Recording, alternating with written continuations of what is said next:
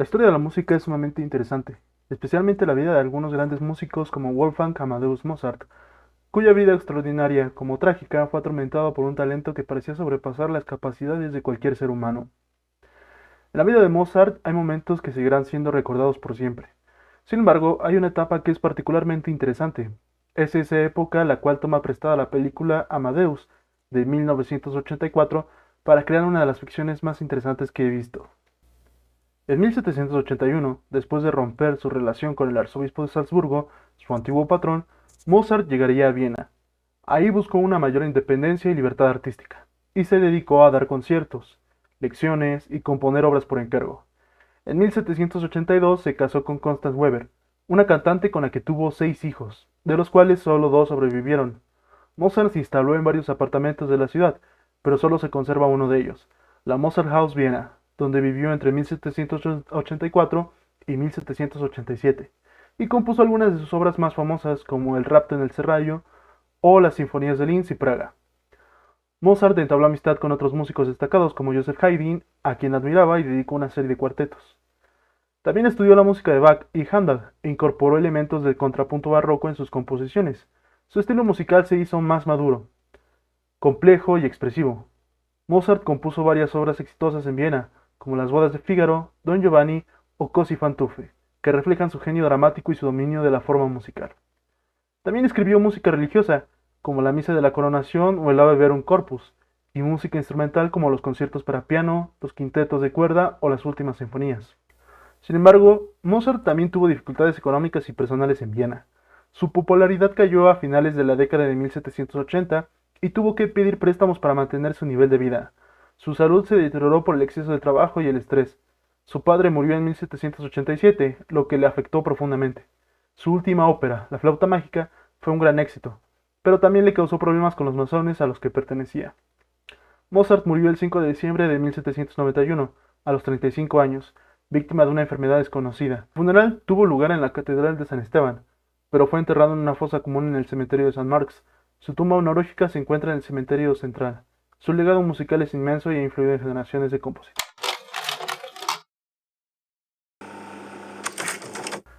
En el otoño de 1830, Alexander Pushkin se tuvo que aislar debido a una epidemia de cólera que se había desatado. En aquellos 3 meses escribió las 4 pequeñas tragedias: El caballero avaro, El festín durante la peste, Don Juan o El convidado de piedra, y Mozart y Salieri. Esta se basa en la leyenda de que el compositor italiano Antonio Salieri envenenó por celos al genio musical Wolfgang Amadeus Mozart. La obra presenta un diálogo entre los dos personajes, en el que Salieri expresa su admiración y odio por Mozart y decide matarlo con un veneno que le ofrecen en una copa de vino. Mozart, por su parte, muestra su inocencia, su alegría y su pasión por la música. La obra termina con la muerte de Mozart y el remordimiento de Salieri. El drama en verso de Pushkin inspiró al compositor Nikolai Rimsky-Korsakov a crear una ópera del mismo nombre, tomada casi palabra por palabra en 1898, que se estrenó en el Teatro Solodovnikov de Moscú. La ópera sigue fielmente el texto de Pushkin, incorpora fragmentos del Requiem y Don Giovanni de Mozart en la partitura. La ópera fue un éxito y se considera una de las mejores obras de Rimsky-Korsakov. Peter Shaffer se inspiró en la obra corta de Pushkin, Mozart y Salieri, para estrenar en 1979 en el Royal National Theatre de Londres Amadeus, con Paul Scofield como Salieri y Simon Callow como Mozart. La obra ganó varios premios, entre ellos el Tony a la mejor obra de teatro en 1981. Shaffer también escribió el guión para la adaptación cinematográfica.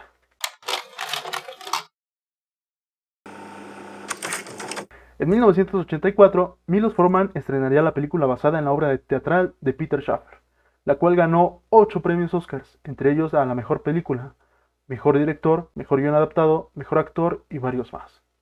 La película presenta quizá una de las etapas más productivas de Mozart, pero también lo muestra como un genio atormentado, aunque no por su talento, sino por sus decisiones, que a veces parecen irracionales, infantiles e incluso producto de berrinches. A Salieri, por otro lado, lo presenta como un músico en decadencia, con poco talento y que ha necesitado esforzarse más que cualquier otro para lograr el éxito. Sin embargo, la película usa como principal argumento la enemistad entre Mozart y Salieri, compositor de música sacra de origen italiano, quien pasó su vida adulta y su carrera como súbdito de la monarquía de los Habsburgo, el cual, al conocer al joven Amadeus, comienza a sentir envidia de su gran talento, por lo cual haría lo posible para acabar con su carrera y finalmente con su vida. Salieri se podría considerar una especie de antagonista, aunque en términos prácticos es un villano, ya que constantemente es presentado como alguien que busca destruir a Mozart, ya que éste se encuentra celoso de su talento, llegando incluso a insinuar que alguien como Amadeus, con pocos modales y tan extraño, no debería merecer esos dones.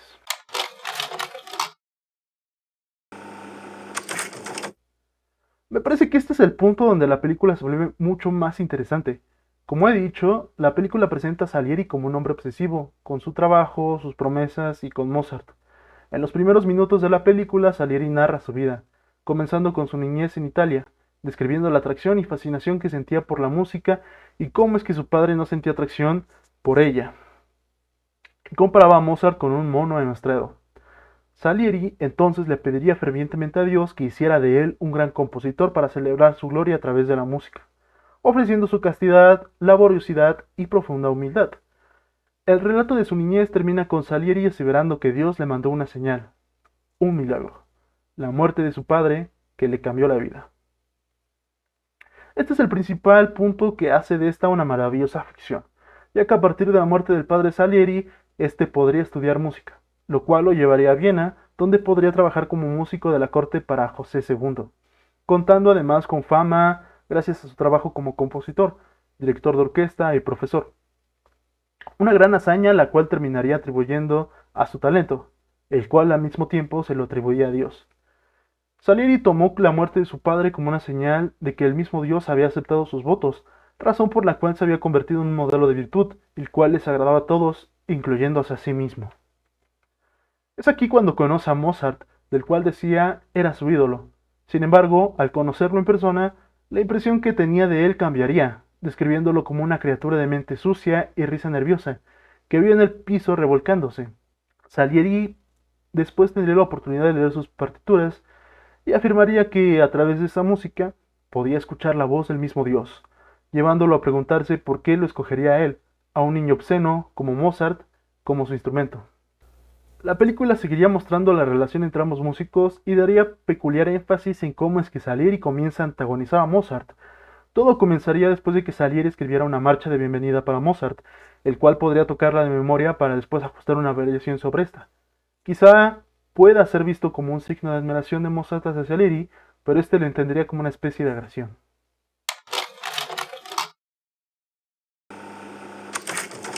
Después podemos ver a Salieri claramente enojado, dándole las gracias de forma casi sarcástica a un crucifijo, y menciona que lo único que siempre quiso fue cantarle a Dios, que este fue el que le dio aquel deseo, para después dejarlo mudo. Una parte sumamente significativa dentro de la película es la aparición de Caterina, quien es una soprano. Salieri confiesa que se sentía enamorado o quizá era solo la lujuria lo que lo hacía que se sintiera sumamente atraído hacia ella. Sin embargo, Caterina parecía sentir lo mismo por Mozart, y Salieri no dudaba de lo que había pasado entre ellos dos. No lograba comprender si Dios buscaba ponerlo a prueba o si quería que perdonara cada ofensa sin importar lo dolorosas que fueran, afirmando que su corazón se llenaba de odio contra Mozart. Salieri termina diciendo que, por primera vez, tenía pensamientos violentos y que oraba cada día para que Mozart regresara a Salzburgo por el bien de ambos. Salieri comienza a sabotear las oportunidades de Mozart en Viena, empezando por interferir entre los deseos del emperador por hacer a Mozart el maestro de su sobrina, advirtiéndole que debería cuidar de favoritismos, y continúa con una serie de planes como engañar a su esposa Constance, a la que intenta seducir a cambio de un puesto en la corte por su marido, para luego ser humillada y rechazada. En una escena posterior, Salieri quema un crucifijo en la hoguera, y declara que, a partir de ese momento, son enemigos por escoger como instrumento a alguien presuntuoso, lujurioso, obsceno e infantil, mientras que a él solo le dio la habilidad de reconocer su talento. Salieri termina prometiendo que le hará daño a su criatura en cuanto le sea posible. Después de la llegada de Leopold Mozart a Viena, su hijo lo convencería de ir a una fiesta de máscaras, en la cual se encontraba Salieri. A Mozart le imponen pequeños retos en aquella fiesta, como tocar de espaldas. Al pedir más retos, la multitud comienza a pedir que toque como distintos músicos, a los cuales él rechaza. Sin embargo, Salieri gritaría que tocara como propio Salieri, a lo que Mozart acepta, pero terminaría burlándose una vez más, a lo cual Antonio Salieri afirmó que era Dios el que se burlaba a través de él, a través de la obscena risa de Mozart. Salieri continúa con su labor de sabotaje, mandando a una empleada doméstica a la casa de Mozart, la cual dice que fue enviada por un admirador anónimo. Con la ayuda de esta, Salieri descubre que Mozart trabaja en su próxima obra, Las bodas de Fígaro, obra que estaba prohibida por el emperador y que, a pesar de no tener ninguna traba para montarla, este solo consigue 10 presentaciones. Sin embargo, Salieri continuaría influyendo en el emperador José II y en los demás cortesanos para que rechacen o menosprecien las obras de Mozart, como la flauta mágica o Don Giovanni, acusándolos de ser demasiado complejas, largas o indecentes. Después de la muerte de Leopold Mozart, Salieri se haría pasar por su padre muerto, a quien Mozart le tenía un gran respeto. Salieri, vestido como Leopold, le encarga el Requiem, una obra fúnebre que comisionaría con el plan de lograr la muerte de Mozart, para después tocarla en su propio funeral, haciéndola pasar como una obra de su amigo Antonio Salieri, una obra que el mismo Dios estaría obligado a escuchar, sin poder detenerlo, y Salieri finalmente podría reírse de Dios. Finalmente la película alcanza lo que yo consideraría el momento culminante, es decir, la muerte de Mozart, a lo que Salieri terminaría diciendo: Dios misericordioso destruyó a su amado, en vez de dejar que un mediocre compartiera una pequeñísima parte de su gloria. Él mató a Mozart, y por 32 años torturó a este pobre hombre, haciendo ver cómo se extinguía lentamente, cómo su música era olvidada, a diferencia de la de Mozart, haciendo así que Salieri se vuelva de esa manera el santo patrono de los mediocres.